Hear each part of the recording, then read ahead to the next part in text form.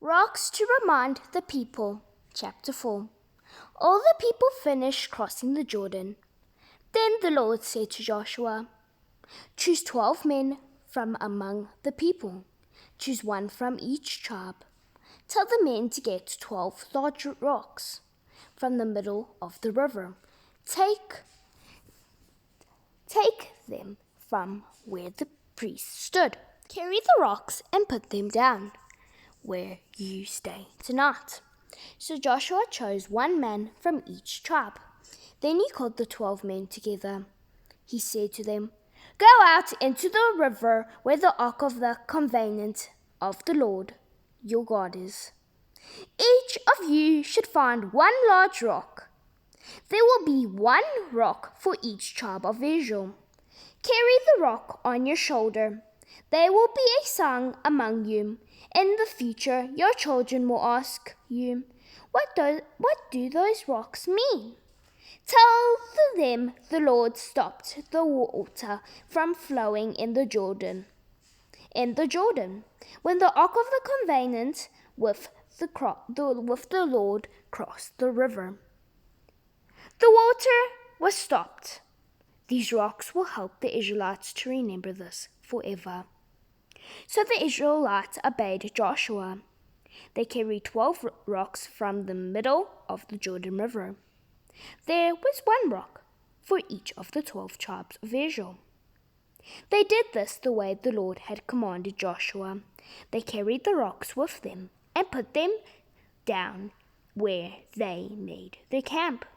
Joshua also put 12 rocks in the middle of the Jordan River. He put them where the priest had stood while carrying the ark of the covenant of the Lord. These rocks are still there today. The Lord had commanded Joshua to tell the people what to do. It was what Moses had said Joshua must do. So the priest carried the ark of the covenant continued standing in the middle of the river until everything was done, and the people hurried across the river. The people finished crossing the river. Then the priest carried the ark of the covenant of the Lord to the other side. As they carried it, the people watched.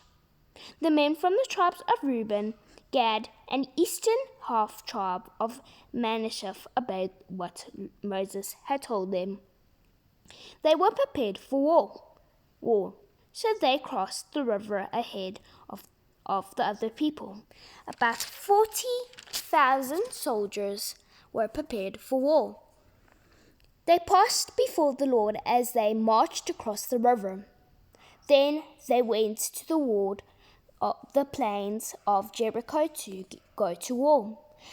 That day the Lord made Joshua a great man to all the Israelites, just as they had respected Moses.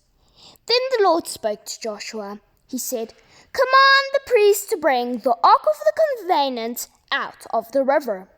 So Joshua commanded the priests, "Come up out of the Jordan." So the priests carried the ark of the covenant with the Lord out of the river. As soon as their feet touched dry land, the water began flowing again. The river again overflowed its banks. It was just as it had been before they crossed. The people crossed the Jordan on the 10th day of the 1st month. They camped at Gilgal, east of Jericho.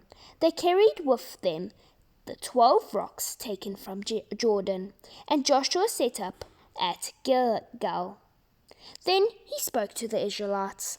He said, In the future, your children will ask you, what do these rocks mean? Tell them, Israel crossed the Jordan River on dry land. The Lord your God caused the water to stop flowing.